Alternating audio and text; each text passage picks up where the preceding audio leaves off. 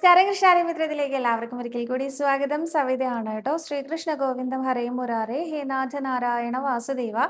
ശ്രീകൃഷ്ണ ഗോവിന്ദ ഹരേ മുരാരേ ഹേ നാഥ നാരായണ വാസുദേവ. ശ്രീ ഗുരുവായൂരപ്പ ശരണം ഹരേ. ഇന്നത്തെ സത്സംഗത്തിലേക്ക് എല്ലാവർക്കും ഒരിക്കൽ കൂടി സ്വാഗതം. ഇന്ന് 7-ാം തീയതി, ജനുവരി 7-ാം തീയതിയാണ് ഞാൻ ഷൂട്ട് ചെയ്യണത്. അപ്പോൾ ഈ ജനുവരി 7-ാം തീയതി കുർമാവതാര മൂർത്തിയായിട്ടായിരുന്നു ശ്രീലകത്ത് ഉച്ചപൂജയുടെ കളഭാലങ്കാരം ഉണ്ടായിരുന്നത്. നമ്മുടെ കുഞ്ഞുണ്ണി കൃഷ്ണൻ ഒരു ഫാൻസി ഡ്രസ്സിൻ്റെ വേഷം കെട്ടുന്നത് പോലെ ഒരു കുർമ്മമൂർത്തിയുടെ രൂപത്തിൽ നിൽക്കുന്ന പോലെയായിരുന്നു ഇന്ന് ശ്രീലകത്ത് ഉണ്ടായിരുന്നത്. വലിയ ഭാവമൊന്നും അല്ല കേട്ടോ ഉണ്ടായിരുന്നത്. മന്ധരപർവ്വതത്തിനെ പൊക്കിക്കൊണ്ടുവരുന്ന ഭാവമൊന്നും അല്ല ഉണ്ടായിരുന്നത്. കുഞ്ഞുണ്ണി കൃഷ്ണൻ യശോദമ്മയുടെ അടുത്ത് പറഞ്ഞ് വേഷം കെട്ടി നിൽക്കുന്ന പോലെ ഒരു കുഞ്ഞു കുർമാവതാരമായിരുന്നു കേട്ടോ. 4 തൃക്കൈകളോട് കൂടിയുള്ള ആ കുർമ്മമൂർത്തിക്ക് നമസ്കാരം പറയുന്നു. ഒപ്പം കൃഷ്ണപാദമനിശം ഹൃദി ഭാവയാമി, ഹരികൃഷ്ണപാദമനിശം ഹൃദി ഭാവയാമി. ഇന്നലെ ഞാൻ ചോദിച്ച ചോദ്യം, സ്യമന്തകമണി സൂര്യഭഗവാനെ തപസ് ചെയ്ത ആരാണ് നേടിയെടുത്തത് എന്നും അദ്ദേഹം അത് ആരുമായിട്ടാണ് ഷെയർ ചെയ്തത്, ആരാണ് അത് വനത്തിലേക്ക് കൊണ്ടുപോയത് എന്നുമൊക്കെ ആയിരുന്നു കേട്ടോ. സ്യമന്തകം കഥ നമ്മളെല്ലാവരും കേട്ടിട്ടുണ്ടല്ലേ. സത്രാജിത്തായിരുന്നു സൂര്യഭഗവാനെ തപസ് ചെയ്തുകൊണ്ട് സ്യമന്തകമണി കൈക്കലാക്കിയത്, അല്ലെങ്കിൽ വരമായിട്ട് നേടിയെടുത്തത്. ശ്രീകൃഷ്ണ ഭഗവാൻ ഒരിക്കൽ ഈ സ്യമന്തകമണി എനിക്ക് തന്നുകൂടെ എന്ന് ചോദിക്കാനിടയായി എന്നും അത് എനിക്ക് ബുദ്ധിമുട്ടാണ്, കാരണം എൻ്റെ അനിയൻ പ്രസേനനും കൂടി ഇതിലൊരു അവകാശിയാണ് എന്ന് പറഞ്ഞു എന്നും അങ്ങനെ പ്രസേനൻ തൻ്റെ അവകാശം സ്ഥാപിക്കാൻ എന്ന നിലയിൽ ഈ സ്യമന്തകമണി കഴുത്തിൽ അണിഞ്ഞുകൊണ്ട് വനത്തിൽ വേട്ടയ്ക്കായി ഇറങ്ങി എന്നാണ് കഥ. അവിടെ വെച്ചൊരു സിംഹത്താൽ ആക്രമിക്കപ്പെടുകയും അദ്ദേഹം മരിക്കുകയും സ്യമന്തകമണി ജാമ്പവാന്റെ കയ്യിലെത്തുകയും ചെയ്തു എന്നൊക്കെ നമ്മൾ കേട്ടിട്ടുണ്ടായിരിക്കും അല്ലേ. അപ്പോൾ ആ കഥയൊക്കെ ഞങ്ങളിങ്ങനെ വിശദമായിട്ട് പറഞ്ഞിട്ടുണ്ടായിരുന്നു. കേൾക്കാത്തവർ നമ്മുടെ ചാനലിലുണ്ട്. ഇനിയും ഒരുപാട് അവസരങ്ങൾ ഭഗവാൻ തരട്ടെ ഇത്തരം കഥകളുമായിട്ട് നിങ്ങളുടെ മുമ്പിലേക്ക് വരാൻ എന്ന് പ്രാർത്ഥിക്കുന്നു. നിങ്ങളും പ്രാർത്ഥിക്കണം കേട്ടോ. അപ്പോൾ ഇന്നത്തെ ചോദ്യങ്ങൾ നോക്കാം അല്ലേ.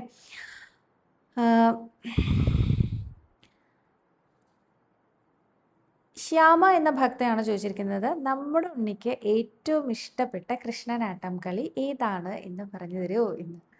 എനിക്കറിയില്ല അങ്ങനെ ചോദിച്ചാൽ പറയാൻ.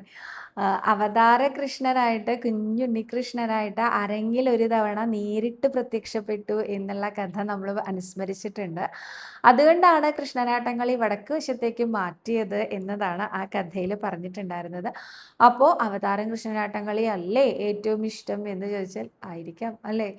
എന്നാൽ അടുത്തതായിട്ട് ഭഗവാന്റെ എല്ലാം ബാലലീലകളാണ്. കാളിയമർദ്ദനമാണെങ്കിലും രാസക്രീഡയാണെങ്കിലും കംസവധം വരെയും ഭഗവാൻ കുഞ്ഞുണ്ണികൃഷ്ണനാണ്. ഈ കുഞ്ഞുണ്ണികൃഷ്ണൻ എന്നുള്ള ഭാവം അദ്ദേഹത്തിന് എപ്പോഴും പ്രിയപ്പെട്ടതാണ്. അപ്പോൾ ആ എല്ലാ കളികളും ഇഷ്ടമായിരിക്കും ഇല്ലേ.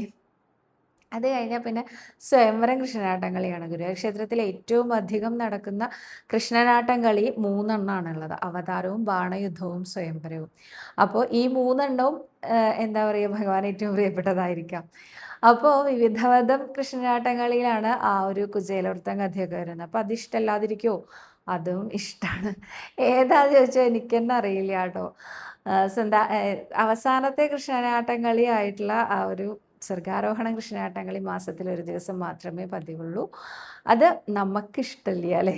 ഭഗവാൻ ഈ ധാമം വിട്ട് മറ്റൊരു ധാമത്തിലേക്ക് പോയി എന്ന് അനുസ്മരിക്കാൻ നമുക്കത്ര ഇഷ്ടമില്ല എന്നുള്ളതുകൊണ്ട് ആ ഭാഗം എനിക്കത്ര അറിയില്ല. ബാക്കി എല്ലാ കൃഷ്ണനാട്ടങ്ങളെയും ഭയങ്കര ഇഷ്ടമാണ് തന്നെയാണ് എനിക്ക് തോന്നുന്നത് കേട്ടോ. ഇതിലേതാണ് ഭഗവാൻ ഏറ്റവും പ്രിയപ്പെട്ടത് എന്ന് ചോദിച്ചാൽ എനിക്ക് ഉത്തരമില്ല പറയാൻ. നമുക്ക് ഏറ്റവും ഇഷ്ടമുള്ളത് നമ്മുടെ ഉണ്ണികൃഷ്ണനും ഏറ്റവും ഇഷ്ടമാണ് എന്നാണ് ഞാൻ കണക്കാക്കുന്നത്. അടുത്തതായിട്ട് സവിതാജി, കല്യാണം ഗുരുവായൂരിൽ നടത്താൻ സാധിച്ചില്ല എങ്കിൽ പിന്നീട് വരുമ്പോൾ നടത്താമെന്ന് പറഞ്ഞിരുന്നല്ലോ. കുറച്ച് വർഷങ്ങൾക്ക് ശേഷം നടത്താമോ? അപ്പോൾ മുഹൂർത്തം നോക്കണോ, നേരത്തെ ബുക്ക് ചെയ്യണോ? പ്ലീസ് മറുപടി തരണേ. കുറേ നാളുകളായി മനസ്സിലുണ്ടായിരുന്ന കാര്യമാണ്, അന്ന് മറുപടിയായി കിട്ടിയത്. ഇതുകൂടി പറഞ്ഞു തരൂ പ്ലീസ് എന്നാണ് ബീന റാണി എന്ന ഭക്ത ചോദിച്ചിരിക്കുന്നത്. എത്ര വർഷം കഴിഞ്ഞിട്ട് വേണമെങ്കിലും നടത്താം കേട്ടോ. മോഹമുള്ളത് ചിലർ 60-ാം കല്യാണം എന്ന് പറഞ്ഞിട്ട് നടത്താറില്ലേ. ഈ 60-ാമത്തെ പിറന്നാളിന് ഭാര്യയും ഭർത്താവും മാലയിടുന്നൊരു ചടങ്ങ് തമിഴ്നാട്ടിലൊക്കെ ഫേമസ് ആണ്. അങ്ങനെയുള്ള സമയത്ത് ചിലർ വന്ന് ചെയ്യാറുണ്ട്. ചിലർ 25ാം വിവാഹ വാർഷികത്തിന് വന്ന് ചെയ്യാറുണ്ട്. ചിലർ 50ാം വിവാഹ വാർഷികത്തിനും ചെയ്യാറുണ്ട് കേട്ടോ. മോഹമുള്ള കാര്യമല്ലേ, ഗുരുവായൂരപ്പൻ്റെ നടയിൽ ഒന്നുകൂടി മാലയിടാനുള്ള ഒരു അവസരം കിട്ടുക പറഞ്ഞാൽ ആരാ വേണ്ടാക്കിയാലേ. അപ്പോൾ അങ്ങനെ അതിന് സമയമൊന്നുമില്ല.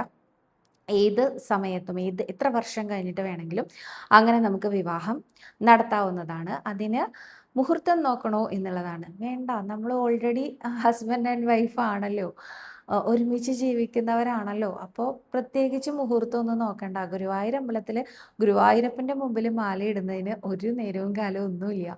ഉണ്ണീ കൃഷ്ണ ഇതൊന്ന് കണ്ട് സന്തോഷിക്കണേ എന്ന് പറഞ്ഞുകൊണ്ട് മാലയിടാവുന്നതാണ്. ഇനി അതിന് എന്താ ചെയ്യേണ്ടത് ചോദിച്ചാൽ, സാധാരണ പോലെ ഒരു വിവാഹം നടത്താൻ നമ്മൾ എന്താ ചെയ്യേണ്ടത് വെച്ചാൽ കൗണ്ടറിൽ പോയി ബുക്ക് ചെയ്യുക എന്നുള്ളതാണ്. വരൻ്റെയും വധുവിൻ്റെയും പേര് പറഞ്ഞ് നമ്മൾ നിശ്ചയിക്കുന്ന സമയവും കൂടി, അതായത് മുഹൂർത്തം ഉണ്ടെങ്കിൽ മുഹൂർത്തമാണ് പറഞ്ഞു കൊടുക്കുക. ഇതിലിപ്പോൾ മുഹൂർത്തം നോക്കേണ്ട കാര്യമില്ല എന്നാണെങ്കിൽ നമ്മൾ നിശ്ചയിക്കുന്ന സമയവും പറഞ്ഞു കൊടുത്താൽ, ഇപ്പം നമ്മൾ പറയുകയാണ് 9:30 എന്ന് പറഞ്ഞാൽ 9 to 10 എന്ന സ്ലോട്ടാണ് നമുക്ക് അനുവദിച്ച് തരിക.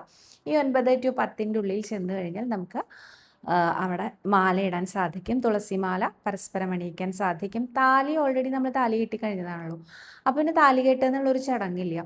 ഇനി നിങ്ങൾക്ക് താലികെട്ട് എന്നുള്ള ചടങ്ങ് വേണമെന്ന് നിർബന്ധം ഉണ്ടെങ്കിൽ പുതിയ താലി വാങ്ങിയിട്ട് താലികെട്ട് നടത്തുകയും ചെയ്യാം കേട്ടോ. അത് നമ്മളുടെ ഇഷ്ടമാണ്. മാലയിടൽ ചടങ്ങിൽ മാലയിടൽ മാത്രമാണ് സാധാരണ പതിവുള്ളത്. മാലയിടുക, പ്രദക്ഷിണം വയ്ക്കുക, അവിടെ നിന്ന് മണ്ഡപത്തിൽ നിന്ന് ഭഗവാനെ കാണുക, തൊഴുക, പുറത്തേക്ക് ഇറങ്ങുക. ഇതാണ് അതിൻ്റെ ഒരു ചടങ്ങ് വരുന്നത്. അപ്പോൾ ആർക്ക് വേണമെങ്കിലും, അങ്ങനെ ഒരു മോഹമുള്ള ആർക്ക് വേണമെങ്കിലും ചെയ്യാവുന്നതാണ് കേട്ടോ.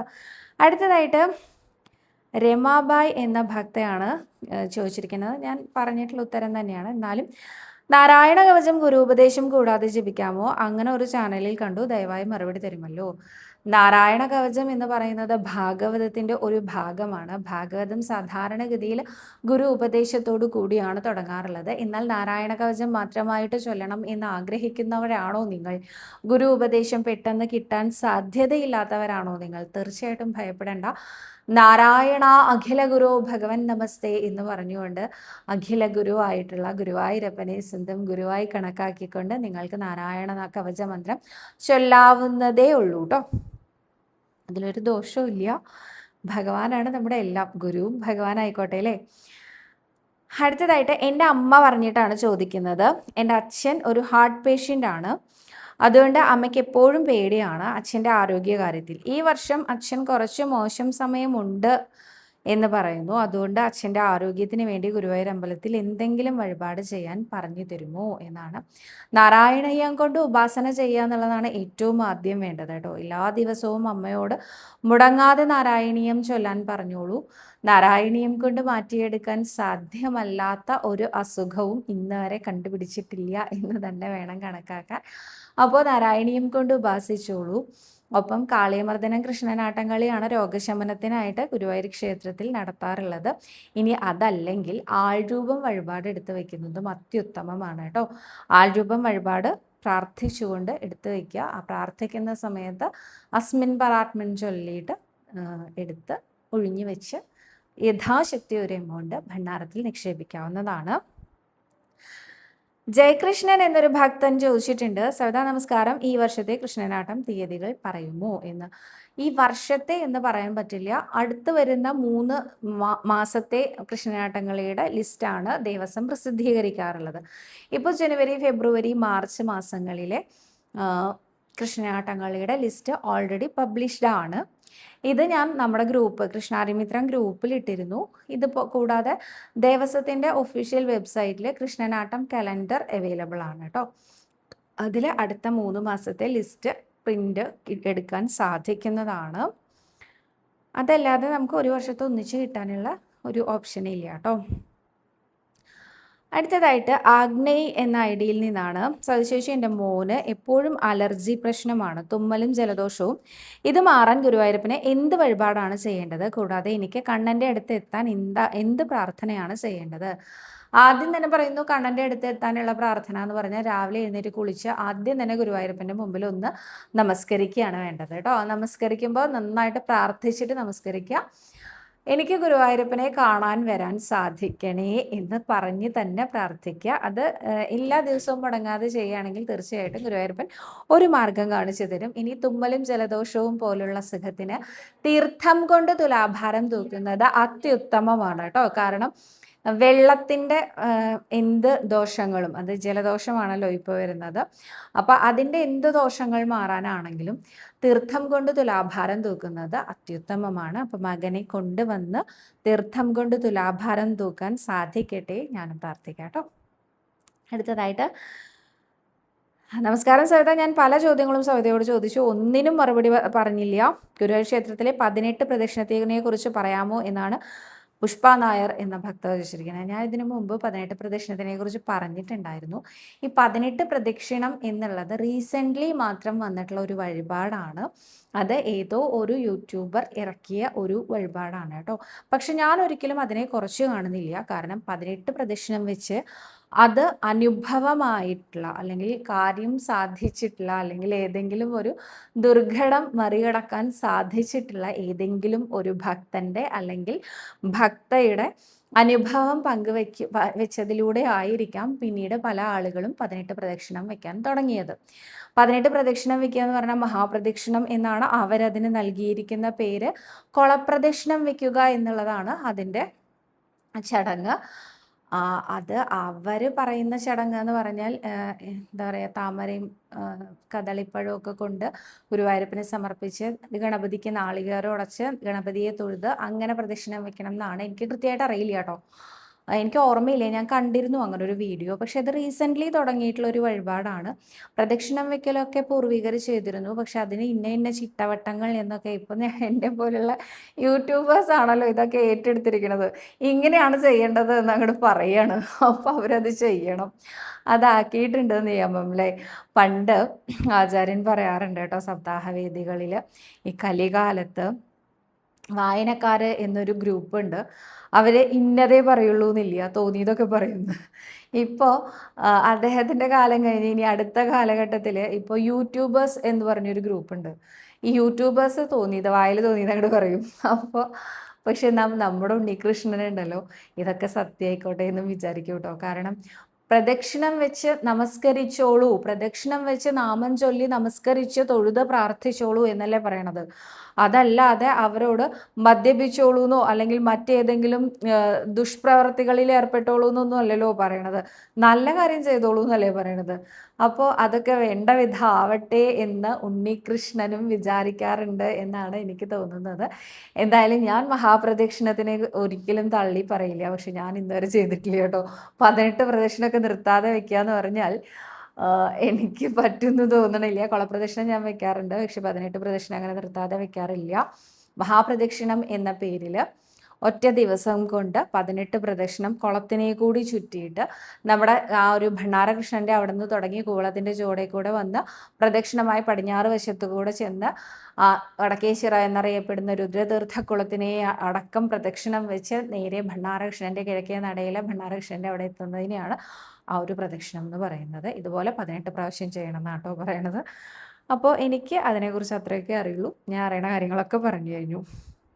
അടുത്തതായിട്ട് രാഖി ശ്രീധർ എന്നൊരു ഭക്തയാണ് ചോദിച്ചിരിക്കുന്നത്. സവിത, ഞാൻ എല്ലാ വീഡിയോകളും കാണാറുണ്ട്, വളരെ നന്നായി പോകുന്നുണ്ട്, ഒത്തിരി സന്തോഷമുണ്ട്. എനിക്കൊരു സംശയമുണ്ട്, നെയ്ജപം ചെയ്യുന്നതിനെ കുറിച്ച് പറയാമോ? എൻ്റെ ചേച്ചി 5 മാസം ഗർഭിണിയാണ്, വിശദാംശങ്ങൾ പറയുമോ? നെയ്ജപം ഷീട്ടാക്കുക എന്നൊരു ചടങ്ങുണ്ട് ഗുരുവായൂർ ക്ഷേത്രത്തിൽ. ഗർഭിണികൾക്ക് ഗർഭസ്ഥ ശിശുവിന് ആരോഗ്യവും ആയുസ്സും നൽകാൻ ആണ് ഇത്. വെറും വയറ്റിൽ ഗുരുവായൂരപ്പനെ നിവേദിച്ച വെണ്ണയാണ് നെയ്ജപത്തിൻ്റെ പ്രസാദമായിട്ട് നമുക്ക് കിട്ടുന്നത്. ഏതാണ്ട് ഒരു 1/2 സ്പൂണോളം മാത്രമേ ഉണ്ടായിരിക്കുള്ളൂ. ഇലയിൽ പൊതിഞ്ഞ രൂപത്തിലാണ് നമുക്കത് കിട്ടുക. മേൽശാന്തിയുടെ കയ്യിൽ നിന്നാണ് കിട്ടുക. രാവിലത്തെ ഉഷശിവേലിക്ക് ശേഷമാണ് മേൽശാന്തിയുടെ കയ്യിൽ നിന്ന് കിട്ടുക. മേൽശാന്തി ആ സമയത്ത് നാലമ്പലത്തിനകത്ത് ഗണപതിയുടെ പുറകുവശത്തായിട്ട് അവിടെ പ്രസാദം കൊടുക്കാനിരിക്കേണ്ടാവും. അവിടെ ചെന്ന് ചോദിച്ചാലാണ് നമുക്ക് നെയ്ജപത്തിൻ്റെ പ്രസാദം കിട്ടുക. നെയ്ജപം ഷീട്ടാക്കാൻ 10 രൂപയാണ് വേണ്ടത്. 3 മാസം, 5 മാസം, 7 മാസം തുടങ്ങിയ ആ ഒരു കാലയളവിലാണ് ഗർഭിണികൾ സാധാരണയായി നെയ്യ് സേവിക്കാറുള്ളത് കേട്ടോ. അടുത്തതായിട്ട് രമാസുധി എന്ന ഭക്തയാണ് ചോദിച്ചിരിക്കുന്നത്. സവിത, ഞാൻ ഭഗവാന്റെ നാമങ്ങൾ ജപിക്കും. എനിക്ക് നാരായണീയം വായിക്കാൻ അറിയില്ല. ഞാൻ ദുബായിലാണ്. അതിൻ്റെ ബുക്ക് എൻ്റെ കയ്യിലില്ല. നാരായണീയം വായിക്കുമ്പോൾ ഗുരുമുഖത്ത് നിന്ന് പഠിക്കണം എന്നുണ്ടോ, അല്ലെങ്കിൽ യൂട്യൂബിൽ നോക്കി പഠിച്ചാൽ കുഴപ്പമുണ്ടോ എന്നാണ്. ഒരു കുഴപ്പമില്ല, യൂട്യൂബിൽ നോക്കി പഠിക്കാം. വെൺമണി കൃഷ്ണൻ നമ്പൂതിരി എന്ന് പറഞ്ഞ അദ്ദേഹത്തിൻ്റെയൊക്കെ അനേകം എന്താ പറയുക, ഇതുപോലെയുള്ള വീഡിയോസ് കേൾക്കാം കേട്ടോ. അദ്ദേഹത്തിൻ്റെ ഞാൻ എടുത്തു പറയാൻ കാരണം നല്ല അക്ഷരശുദ്ധിയോട് കൂടിയിട്ടോ അദ്ദേഹമൊക്കെ ചൊല്ലുക കേട്ടോ. അപ്പോൾ അങ്ങനെയുള്ള ആരെങ്കിലും, ഇന്നയാളെന്നൊന്നുമില്ല കേട്ടോ, ആരെങ്കിലും ഫോളോ ചെയ്ത് പഠിക്കാൻ സാധിച്ചാൽ വളരെ നല്ലതല്ലേ.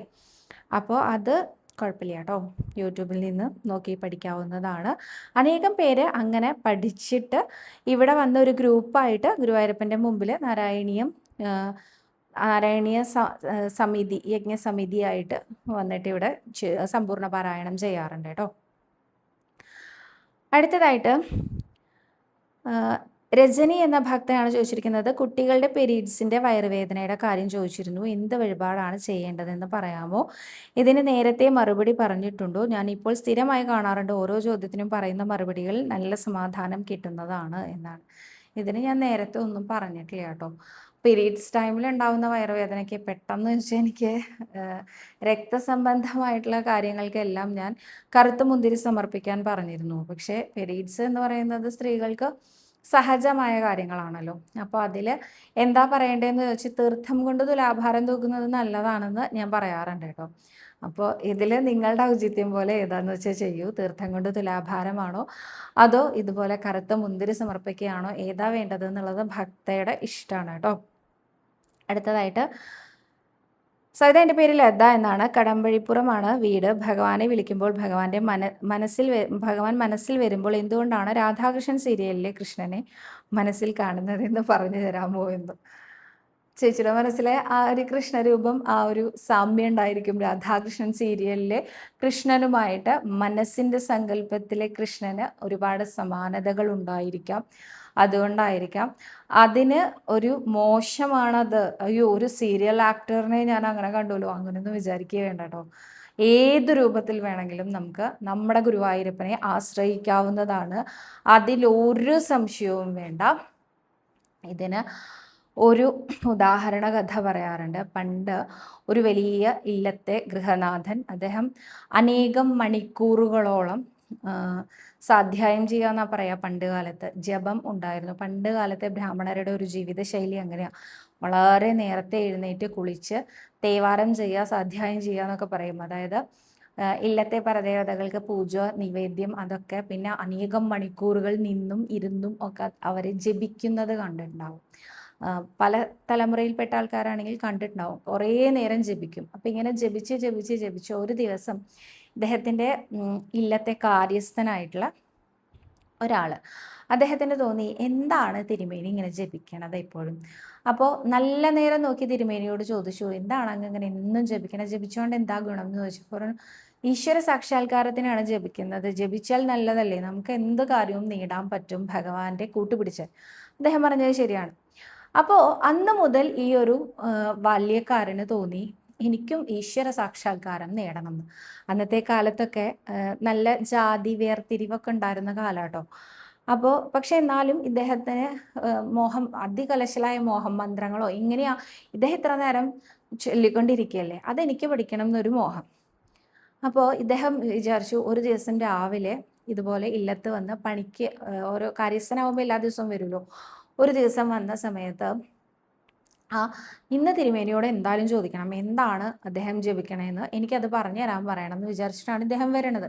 ഈ വരുന്ന സമയത്ത് അന്നത്തെ ദിവസത്തെ ജപം കഴിഞ്ഞ് എഴുന്നേറ്റ സമയത്ത് കാലെവിടെയോ വെച്ച് കുത്തി നല്ലോണം പൊട്ടി മുറിഞ്ഞ് ചോരയൊക്കെ വന്നിരിക്കുകയാണ് ആ ഒരു നമ്പൂതിരിക്ക്. അപ്പോൾ അദ്ദേഹത്തിന് കലശലായ ദേഷ്യം വന്നുകൊണ്ടിരിക്കുകയാണ്. ആ സമയത്താണ് അദ്ദേഹത്തിൻ്റെ അടുത്തേക്ക് ഈ കാര്യസ്ഥൻ വന്ന് പറയണത്, എനിക്ക് അങ്ങ് ജപിക്കുന്ന ജപത്തിൻ്റെ മന്ത്രം ഒന്ന് പറഞ്ഞു തരും, എനിക്കും ഈശ്വര സാക്ഷാത്കാരം വേണം. ഇദ്ദേഹത്തിന് അങ്ങോട്ട് ദേഷ്യം വന്നു. അപ്പം ഇദ്ദേഹം പറഞ്ഞു, അതൊന്നും ഇപ്പം അങ്ങനെ പറഞ്ഞു തരാനൊന്നും പറ്റില്ല. അല്ല, അങ്ങ് കുറേ നേരം കണ്ണടച്ചിരുന്ന് പ്രാർത്ഥിക്കണമൊക്കെ കാണാലോ, അങ്ങ് ഈശ്വരനെ മനസ്സിൽ ധ്യാനിക്കുകയാണെന്നാണല്ലോ പറഞ്ഞത്. ഈശ്വരനെ ധ്യാനിക്കുക എങ്ങനെയാണ്, ഈശ്വരൻ കണ്ടാൽ എങ്ങനെയാണ് ഉണ്ടാവുക എന്ന് ചോദിച്ചു. അപ്പോൾ ഇദ്ദേഹത്തിന് വീണ്ടും ദേഷ്യം വരിക. ഇദ്ദേഹം പറഞ്ഞു, ഈശ്വരനെ കണ്ടാൽ ഒരു ചട്ടി എരുമയെ പോലെയാണ് ഇരിക്കുക എന്ന്. അപ്പോൾ ചട്ടിയെരുമയെ ഇപ്പം എങ്ങനെയാ പ്രാർത്ഥിക്കുക? ചട്ടിയെരുമായ നമ എന്നങ്ങോട്ട് പറഞ്ഞാൽ മതി എന്ന് പറഞ്ഞു. അദ്ദേഹം ദേഷ്യം കൊണ്ട് പറഞ്ഞതാ. പക്ഷേ ഇദ്ദേഹം വിചാരിച്ചു, ഈ കാര്യസ്ഥൻ വിചാരിച്ചു ഇത് സത്യമാണെന്ന്. കാര്യസ്ഥൻ അന്ന് മുതൽ ചട്ടിയെരുമായ നമ എന്ന് പറഞ്ഞ് എന്നും ജപിക്കാൻ തുടങ്ങി. അപ്പം അദ്ദേഹത്തിൻ്റെ ഉള്ളിലൊരു ചട്ടിയെരുമയുടെ രൂപമാണ് ഭഗവാന് അദ്ദേഹം കൽപ്പിച്ച് നൽകിയിരിക്കുന്നത്. അപ്പോൾ അദ്ദേഹം ഇങ്ങനെ ചട്ടിയെരുമ ചട്ടിയെരുമ എന്നിങ്ങനെ എന്നും പറയുകയും ചെയ്യും, അനേകം മണിക്കൂറുകളോളം ഇരുന്ന് പറയുകയും ചെയ്യും, രൂപം അങ്ങനെ മനസ്സിൽ ധ്യാനിക്കുകയും ചെയ്യും.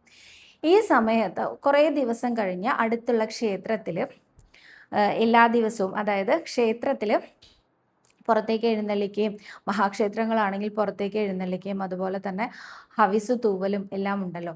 അപ്പോൾ അവിടുത്തെ ക്ഷേത്രത്തിലെ മേൽശാന്തി തിടമ്പെടുത്ത് പുറത്തേക്ക് കടക്കാൻ നോക്കും. എത്ര അങ്ങോട്ടായിട്ടും ശ്രീലകത്തിൻ്റെ വാതിലിൽ നിന്ന് ഇങ്ങോട്ട് പുറത്തേക്ക് കടക്കാൻ പറ്റണില്ല. അപ്പോൾ ഈ പറഞ്ഞു കൊടുത്ത വലിയ ഇല്ലത്തെ നമ്പൂതിരി അവിടെ മുന്നിൽ തന്നെ നിൽക്കുന്നുണ്ട്. ഇതിൻ്റെ പുറകിലായിട്ട് ക്ഷേത്രത്തിൻ്റെയും പുറത്തായിട്ട് കാര്യസ്ഥൻ നിൽക്കുന്നുണ്ട്. അപ്പോൾ എത്ര നോക്കിയിട്ട് ഇങ്ങോട്ട് പുറത്തേക്ക് കിടക്കണില്ല. അപ്പോൾ ഈ നമ്പൂതിരി ചോദിച്ചു, എന്താ അങ്ങ് ഇങ്ങോട്ട് പുറത്തേക്ക് വരാത്തത്? മേൽശാന്തി ഇങ്ങോട്ട് വരികയല്ലേ എന്ന് ചോദിച്ചു. മേൽശാന്തി പറഞ്ഞു, എനിക്കെന്താ കടക്കാൻ പറ്റുന്നില്ല, അങ്ങോട്ട് പുറത്തേക്ക് വരാൻ പറ്റണ്ടേ എന്ന് ചോദിച്ചു. ആ സമയത്ത് പുറത്ത് നിന്ന കാര്യസ്ഥൻ പറഞ്ഞു, ആ എരുമയുടെ കൊമ്പുണ്ടല്ലോ വാതിലിൽ തട്ടിയിട്ടാണ്, ഒന്ന് ചെരിഞ്ഞ് കടന്നാൽ മതി, അപ്പോൾ ശരിക്കും വരാൻ പറ്റുമെന്ന്. ചെരിഞ്ഞു കിടക്കൂ എന്ന് പുറത്തു നിന്ന് കാര്യസ്ഥൻ പറഞ്ഞപ്പോൾ ചെരിഞ്ഞു കടന്നു. അപ്പോൾ ഈ നമ്പൂതിരി ചോദിച്ചു, നീ ഇപ്പം എന്താ ഇങ്ങനെ പറഞ്ഞത് എന്ന് ചോദിച്ചപ്പോൾ പറഞ്ഞു, അല്ല അങ്ങേക്ക് കാണാനില്ലേ ചട്ടിയെരുമയുടെ ആ കൊമ്പ് തട്ടുന്നത്, അതൊന്ന് ചെരിച്ച് കടത്തിയാൽ ഇങ്ങോട്ട് പുറത്തേക്ക് കടക്കാലോ എന്ന് പറഞ്ഞു. ഇത് കേട്ട സമയത്ത് അദ്ദേഹം ചോദിച്ചു, ചട്ടിയെരുമയോ എന്ന് ചോദിച്ചപ്പോൾ പറഞ്ഞു, അങ്ങല്ലേ പറഞ്ഞത് ഭഗവാൻ ചട്ടിയെരുമയുടെ രൂപത്തിലാണെന്ന്, എനിക്ക് കാണാനുണ്ടല്ലോ ചട്ടിയെരുമയുടെ രൂപത്തിൽ ഭഗവാനെ എനിക്ക് കാണാലോ, അതാ ഞാൻ പറഞ്ഞ സൈഡിലേക്ക് ചെരിച്ചാൽ മതി, അപ്പോൾ അത് ഇങ്ങോട്ട് പുറത്തേക്ക് കടക്കാൻ പറ്റും, കൊമ്പ് തട്ടിയിട്ടാ കടക്കാൻ പറ്റാത്തത് എന്ന്. ഇത് കേട്ടപ്പോൾ ആ നമ്പൂതിരിക്ക് വല്ലാത്ത സങ്കടം തോന്നി. അദ്ദേഹമാണ് പറഞ്ഞു കൊടുത്തത് ചട്ടിയെരുമയുടെ രൂപമാണെന്ന്. അപ്പോൾ ഭഗവാൻ എന്ത് വിചാരിച്ചു, ഭക്തൻ എന്നെ എരുമയുടെ രൂപത്തിലാണോ കാണുന്നത്, എന്നാൽ ഞാൻ എരുമയാണ്. അതാണ് ഭഗവാന്റെ ഭാവം. അപ്പോൾ നമ്മളൊരു സീരിയലിലെ ആക്ടറിൻ്റെ രൂപത്തിലാണ് ഭഗവാനെ കാണുന്നതെങ്കിൽ ഒട്ടും പേടിക്കണ്ട, അതുപോലെ കണ്ടോളൂ.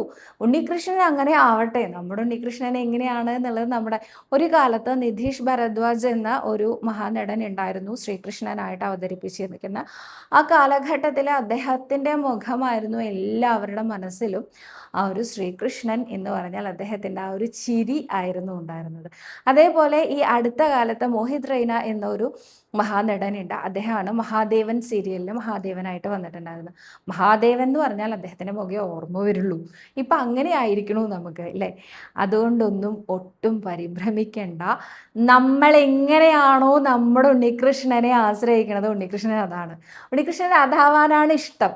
ഏറ്റവും ഇഷ്ടം എൻ്റെ ഭക്തൻ എന്താണോ അതാണ് ഞാൻ എന്നാണ് ഗുരുവായൂരപ്പൻ എപ്പോഴും പറയുക. അതുകൊണ്ട് മനസ്സിലൊരു വിഷമത്തോട് കൂടിയിട്ടൊന്നും കാണേണ്ട ആവശ്യമില്ല കേട്ടോ.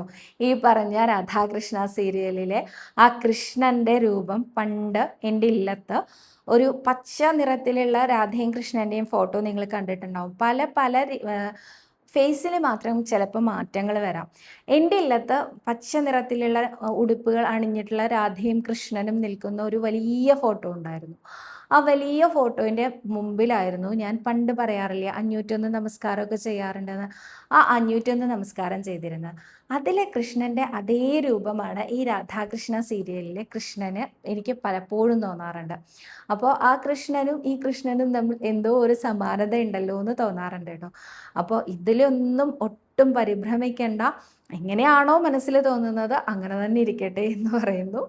അപ്പോൾ ഇന്ന് അത്രയും ചോദ്യങ്ങളേ ഉള്ളൂ. കൂടുതൽ ചോദ്യങ്ങളും കൂടുതൽ ഉത്തരങ്ങളും ഒക്കെ ആയിട്ട് അടുത്ത ദിവസം കാണാമെന്ന് വിചാരിക്കുന്നു. സർവരോഗ വിനാശന, സർവപാപ വിനാശന, സർവദുഃഖ വിനാശന, സർവസൗഖ്യപ്രദായക ശ്രീ ഗുരുവായൂരപ്പ ശരണം.